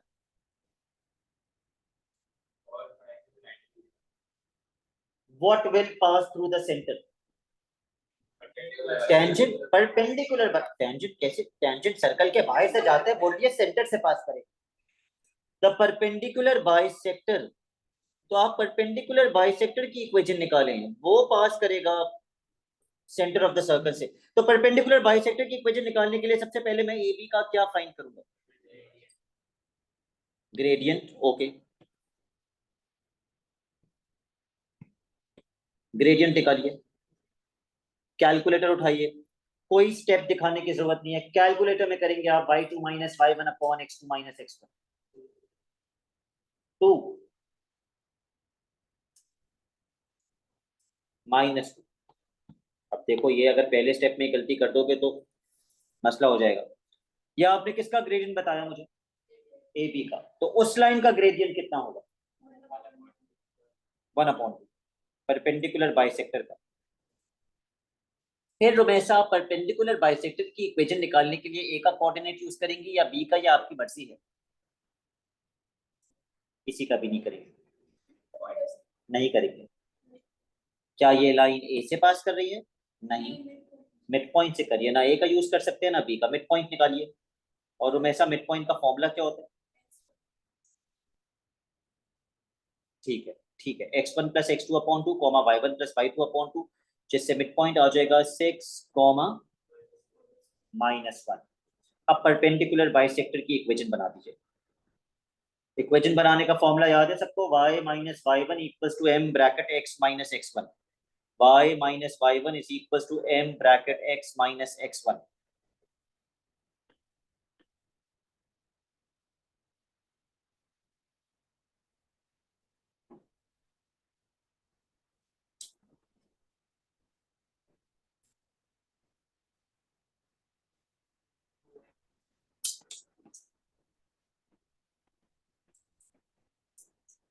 वही प्रूफ करनी है जो उसने बोला है।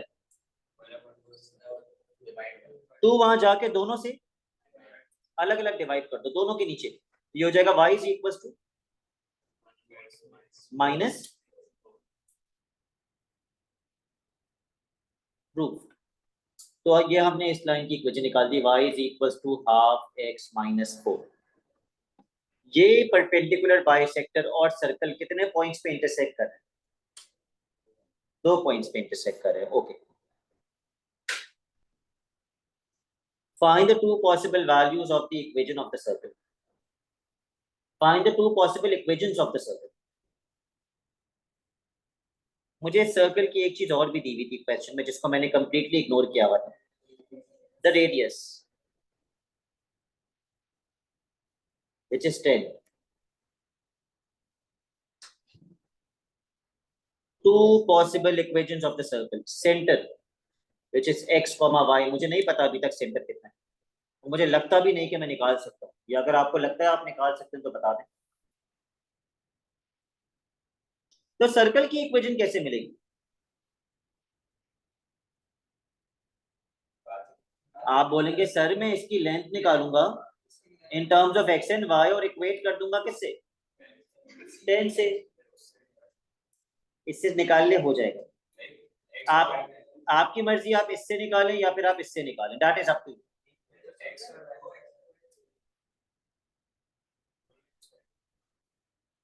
फिर y किसके बराबर है? तो फिर y में ये डाल दीजिएगा, y खत्म हो जाएगा। Find the length of this line and equate it with 10। इसीलिए दी हुई है लेंथ, ताकि आप लेंथ को निकाल के 10 से इक्वेट करते हैं। अक्सर ऐसा होता है ना, कुछ चीजें दी हुई होती हैं तो हम फिर भी फाइंड करते हैं।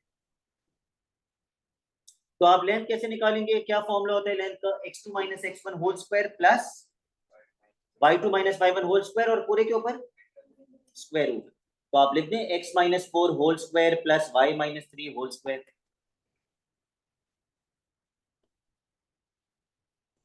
x minus 4 whole square plus y minus 3 whole square, इस पूरे पे square root is equal to 10। Apply squaring on both the sides ताकि स्क्वायर रूट से जान छूट जाए आपकी।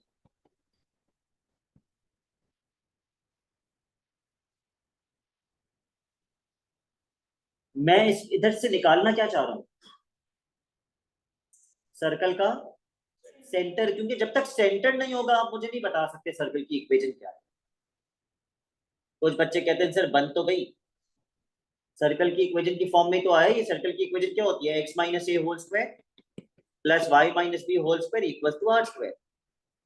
ये नहीं है, ये आपने लेंथ का फॉर्मूला लगाया था। अब आप y के अंदर y की वो इक्वेशन पुट कर दें जो अभी आपने बनाई थी। y किसके बराबर था? सब चेक बना हुआ था ना, हाफ एक्स माइनस प्लस 4 था, -4। नहीं, किससे कंपेयर करेंगे आप? तो असल इक्वेशन से आप कंपेयर करते अगर ये भी किसकी इक्वेशन होती? सर्कल की। एक सर्कल की इक्वेशन को सर्कल की इक्वेशन से कंपेयर कर सकते हो ना। ये सर्कल की इक्वेशन है ही नहीं, ये तो लेंथ है। ये तो आपने लेंथ का फॉर्मूला लगाया। तो ये हो जाएगा x minus 4 whole square plus, पहले इसको सिंप्लीफाई कर लो, हाफ एक्स माइनस, आप 1 लिख लें, हम 7 से करेंगे।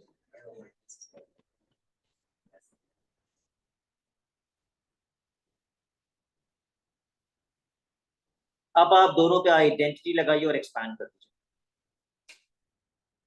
दोनों ब्रैकेट्स एक्सपैंड होंगे, क्वाड्रेटिक इक्वेशन बनेगी। Calculator will do the middle term breaking for you, और आपके पास x की 2 वैल्यूज आ जाएंगी। जब x की 2 आएंगी तो y की भी 2 आ जाएंगी। तो फिर x और y तो सेंटर था, आपके पास 2 सेंटर्स आ गए, तो सर्कल की भी 2 इक्वेशन बनेगी। एक और सेंटर नहीं, 2 हैं इसके अंदर। क्या 2 अलग अलग सर्कल्स नहीं हो सकते जिसका रेडियस 10 हो सकते हैं, क्यों नहीं हो सकते?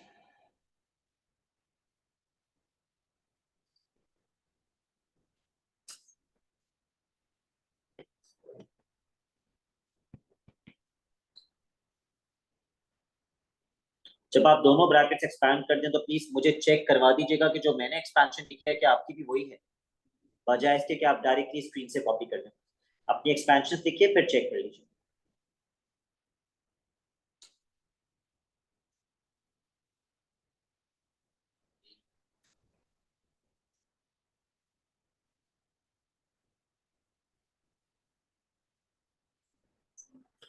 यही आ रही है? ओके। अब एक्स स्क्वायर वाली टर्म्स को ऐड कर लीजिए, सिर्फ एक्स स्क्वायर वाली टर्म्स को। आप कैलकुलेटर में क्या क्या प्लस करेंगे? 1 प्लस 1/4 कितना एक्स स्क्वायर बन जाएगा?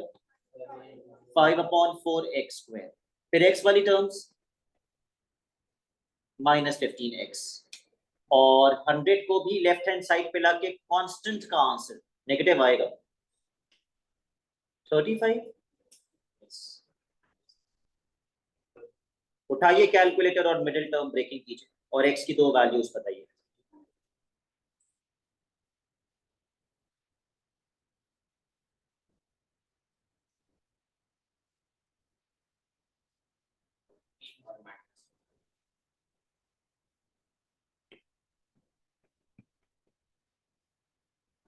सबकी यही आ रही है, 14 और -2। अब x की वैल्यूज को कहां पुट करोगे जिससे y मिलेगा?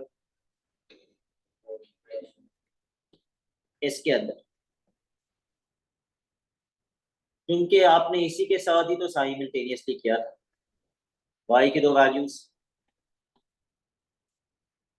-2 पुट करने पे आएगा 1 -3। कितना आएगा पता नहीं, मुझे नहीं पता, आप बताइए। 14 पुट करने पे 3, -5। तो आपके पास 2 सेंटर्स आ गए।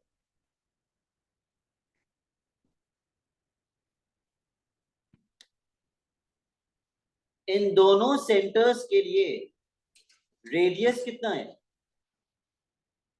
रेडियस था कितना? 10। तो उमर अहमद शाह सर्कल की पहली इक्वेशन क्या बनेगी?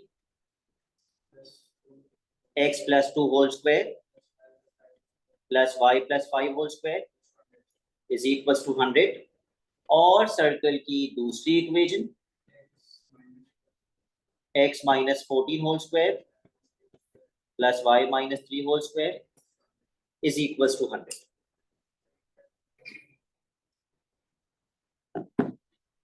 बस एक क्वेश्चन रह गया इस पेपर का।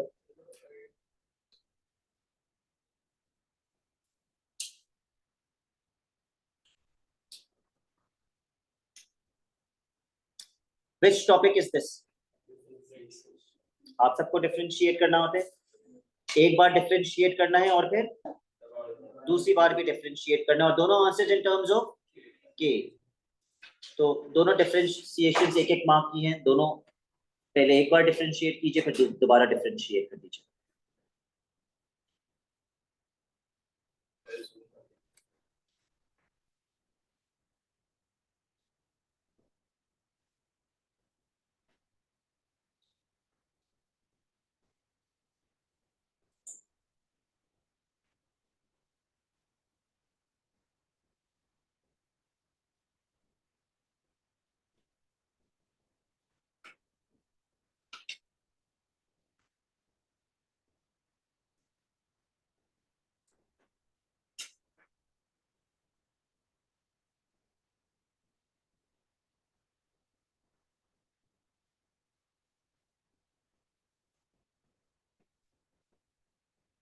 हाफ पीछे आएगा और x की पावर बन जाएगी -12 -8x। प्लीज कंफर्म कीजिएगा, आपने पहली डिफरेंशिएशन यही लिखी है? Okay, now let's differentiate this for the second time. फिर -12 पीछे आएगा, यस, -1/4 ax की पावर -3/2 और -8x की -8।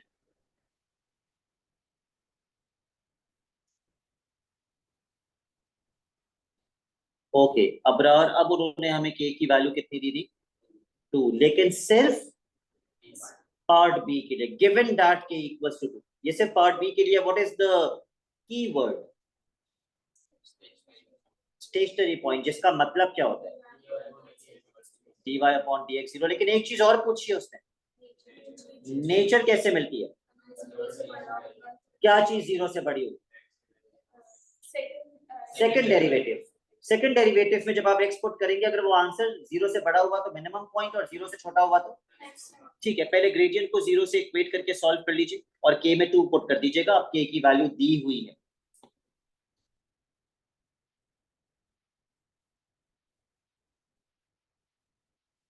ये मैंने के में के की वैल्यू पुट की।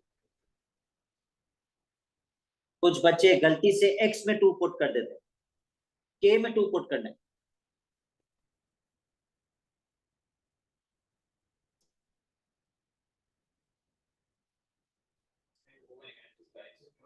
ये तीसरा क्वेश्चन आ गया एक ही पेपर के अंदर, डिस्गाइज क्वाड्रेटिक। क्योंकि अगर मैं एक्स की पावर को पॉजिटिव करता हूं नीचे ले जाके, तो एक पावर दूसरी पावर का डबल है। मगर ये बगैर डिस्गाइज क्वाड्रेटिक के भी हो सकता है। कैसे? अगर आपका इंडेक्सेस स्ट्रांग है, if your indexes is common, कैसे है? एक ऊपर एक्स एक नीचे एक्स, ऊपर से कॉमन नहीं ले सकते आप। -8x को उधर लेके जाएं, इसको वहां मल्टीप्लाई कर दें। When the basis are same and multiplied powers are, तो वो 1 है पावर, ये हाफ है, 1 + हाफ। फिर क्या करें? 8 को डिवाइड कर दें। इस पूरे साल में कभी ना कभी तो मैंने आपको यह बताया होगा कि जब पावर एक साइड से दूसरी साइड पे जाती है तो क्या हो जाती है? क्या हो जाती है? चलिए ये भी छोड़िए, अगर मुझे यहां से पावर हटानी है तो मुझे किसका रेडिकल लगाना होगा?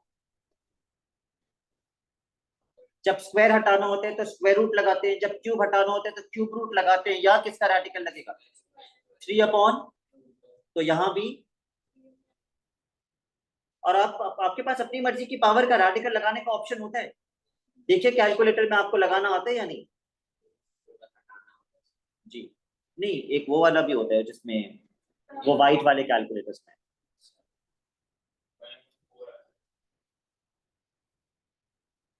1/4। तो हमें फाइंड क्या करना था? कोऑर्डिनेट्स, y भी निकालना पड़ेगा। y कैसे मिलेगा? ये रही मेन इक्वेशन।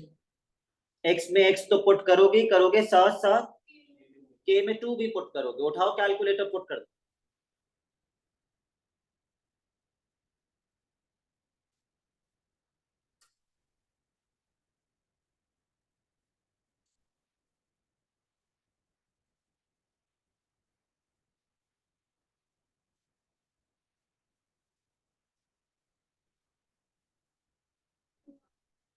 y कितना आ रहा है?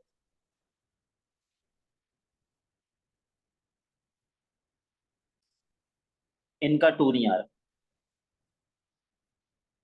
x तो सही निकाले 1/4, y 2 नहीं आ रहा।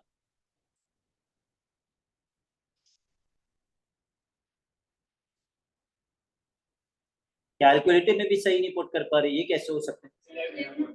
यस, 11/4 आ रहा है।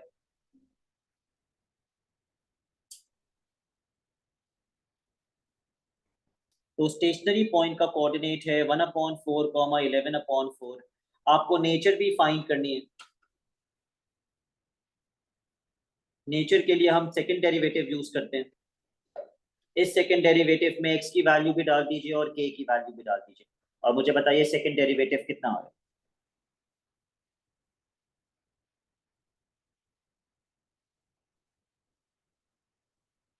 आप डायरेक्टली भी वैसे बता सकते हैं। पॉजिटिव आएगा या नेगेटिव? दोनों ही नेगेटिव है, नेगेटिव ही आएगा, पॉजिटिव तो आ ही नहीं सकता। -12, क्योंकि d² y/dx² जो है वो -12 के बराबर है, which is less than 0, the nature is maximum point. पूरा लिखना होता है मैक्सिमम पॉइंट।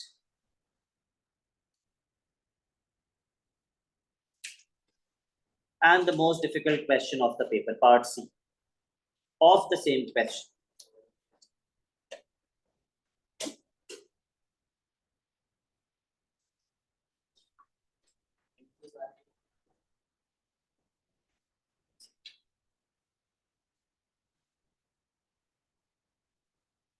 पहली बारी में नहीं समझ में आएगा, फिर दोबारा पढ़िएगा, दिमाग में सोचिएगा हो क्या रहा है।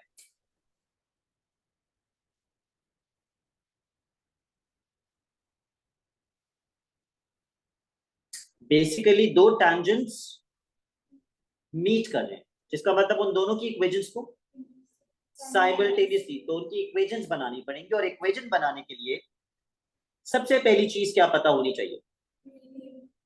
ग्रेडियंट से भी पहले कोऑर्डिनेट। तो पहला जो टैंजेंट आप बना रहे हैं वो किस पॉइंट पे बना रहे हैं? ए पे। ए का एक्स कोऑर्डिनेट क्या है?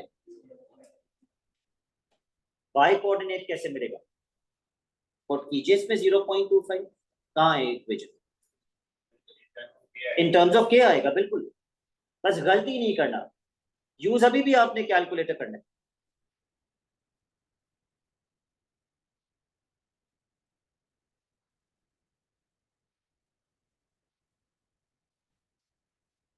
Zero point two five put कर रहे हैं ना आप, तो 0.25 की पावर हाफ क्या होती है?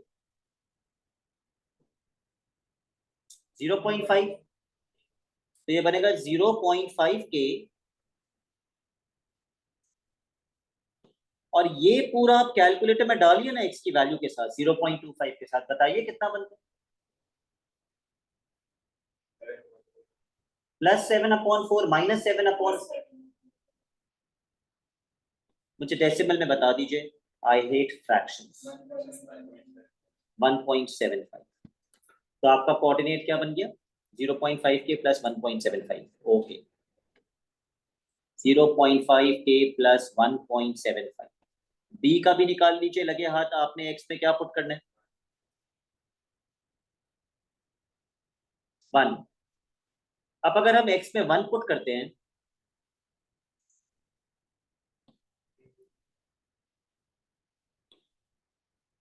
के -4 + 2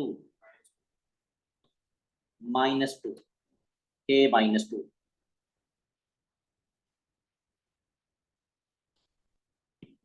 कोऑर्डिनेट मिल गया। अगली चीज हमें क्या पता होनी चाहिए? अब तक भूल मत जाना, हम फाइंड क्या कर रहे थे? टैंजेंट की इक्वेशन। तो कोऑर्डिनेट के बाद अगली चीज हमें ग्रेडियंट पता होनी चाहिए, तो ग्रेडियंट के लिए वो कैसे मिलेगा? डिफरेंशिएशन में सबसे पहले हम एक्स पे क्या पुट कर देंगे? तो ए पे ग्रेडियंट मिल जाएगा, और फिर एक्स पे 1 पुट कर देंगे तो बी पे ग्रेडियंट मिल जाएगा। क्या हमने डिफरेंशिएट किया हुआ था? चलिए, x की वैल्यू पुट कीजिए और बताइए कितना ग्रेडियंट आएगा। ये भी इन टर्म्स ऑफ k आएगा।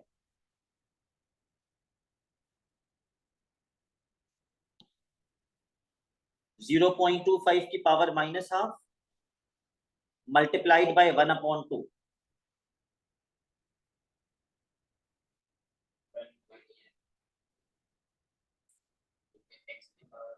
1 आ रहे तो k से मल्टीप्लाई होके k माइनस 0.25 टाइम्स 8, यस 2। ये क्या निकाला हमने k -2, पॉइंट ए पर कर्व का ग्रेडियंट k -2। ओके, अब b पे भी निकाल लीजिए। अब हमें x में क्या पुट करना पड़ेगा, 1। आपके पास डिफरेंशिएटेड इक्वेशन है, मैं क्यों पागलों की तरह ऊपर नीचे स्क्रॉल कर रहा हूं, आपने डिफरेंशिएट किया है ना, उसमें x में 1 पुट कीजिए।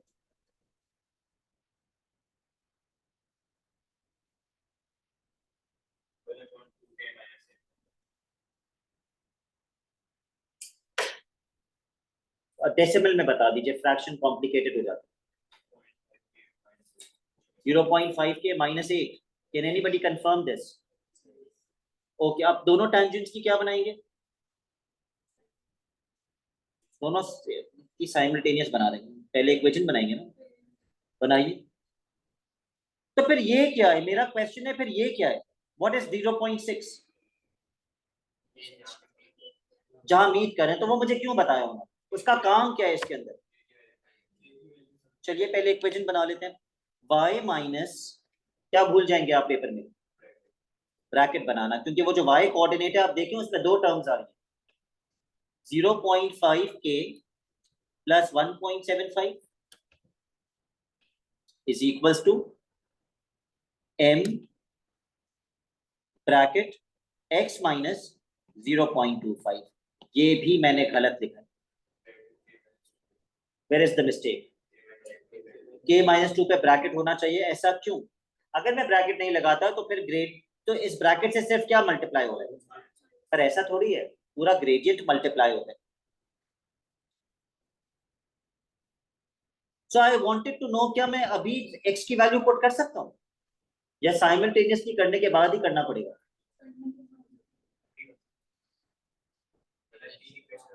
वो जो पॉइंट ऑफ इंटरसेक्शन है वो इस लाइन के ऊपर होगा या नहीं, यही लाइन है ना टेंजेंट वाली, जो एक और टेंजेंट को मीट कर रहा होगा, वहां पे x की वैल्यू क्या है, y मुझे नहीं पता। Can I put 0.6 in place of x और नॉट? यस, आप पुट कर सकते हैं, कर दीजिए, आसान हो जाएगा, वरना मुश्किल, फजूल में मुश्किल होगी आपके लिए। y minus 0.5 k minus 1.75 is equals to k minus 2, x की जगह पे 0.6 पुट कर दीजिए और बताइए माइनस करके कितना बनेगा, 0.35। 0.35 को ब्रैकेट से मल्टीप्लाई कर दीजिए,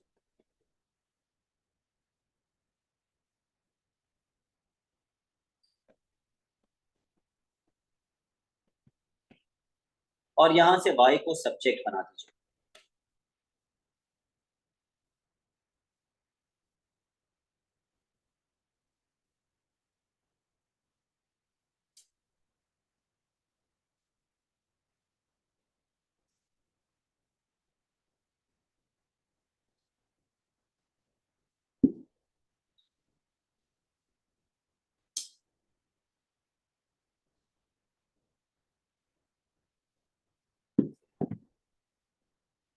y किसके बराबर आ रहा है, 0.85 के प्लस 1.05। तो मुझे एक इक्वेशन मिल गई इन terms of y and k। अब हमें क्या करना है, अब हमें दूसरी इक्वेशन बनानी है। Please make the second equation, किस पॉइंट पर, b पे,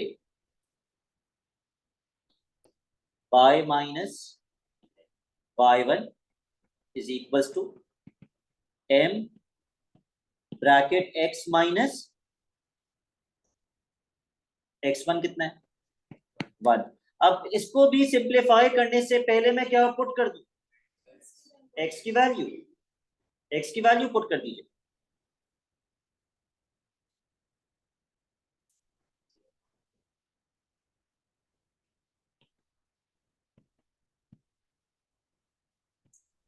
एक्स में 0.6 पुट करेंगे ना हम लोग, तो 0.6 माइनस 1s माइनस 0.4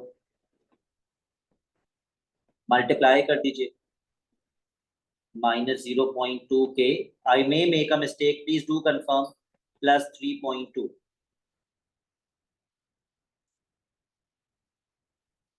इसमें से भी किसको सब्जेक्ट बना, please make y the subject.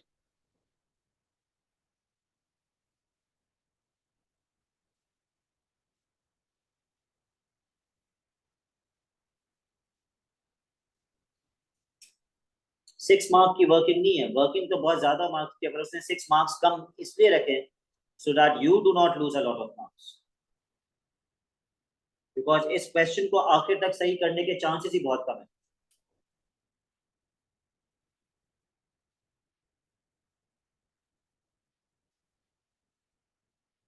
Is it 0.8k plus 1.8 1.2? ये दूसरी इक्वेशन आ गई। अब आपने पहली इक्वेशन में किसको सब्जेक्ट बनाया था, वो y उठा के इस y में डाल दीजिए और ये साइमल्टेनियस हो जाएगा। उसने आपसे k की वैल्यू मांगी है, and according to the mark scheme the value of k should be 3। तो चेक करिए आपकी 3 आ रही है कि नहीं।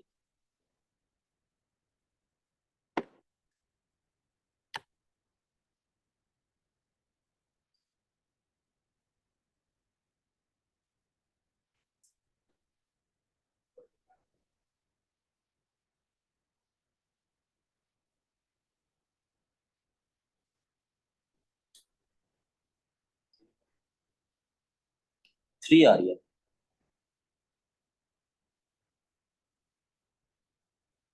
किसी की भी 3 नहीं आ रही, रोमैसा की आ गई। देखो कितना फायदा होता है आंसर बता दो। हाँ हाँ, तो कंफर्म हो गया ना, सही आ रही है आपकी। I never asked.